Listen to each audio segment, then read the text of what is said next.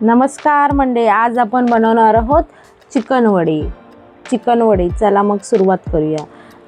Chicken व्यवस्थित स्वच्छ करून ते मॅग्नेट करायला ठेवलं। मॅग्नेट व्यवस्थित 10 मिनिटं करल्यानंतर तेल गरम झालं, तेलामध्ये खडे मसाले कांदा व्यवस्थित परतून घेतला।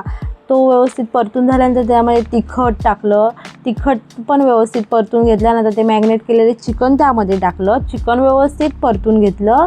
व्यवस्थित ते सगळं चिकनला लागावं म्हणून व्यवस्थित परतून घेतल्यानंतर त्यावरती झाकण ठेवून ते शिजवायला ठेवलं। आपलं चिकन रेडी आहे शिजून। त्यावर नंतर कोथिंबीर टाकली।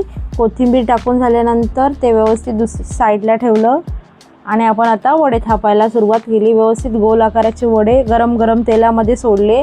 ते व्यवस्थित अशा प्रकारे टम्म असे फुगले। फुगल्यानंतर ते व्यवस्थित असे तळले झाल्यानंतर आपले चिकन कोंबडी वडे रेसिपी तयार झाली।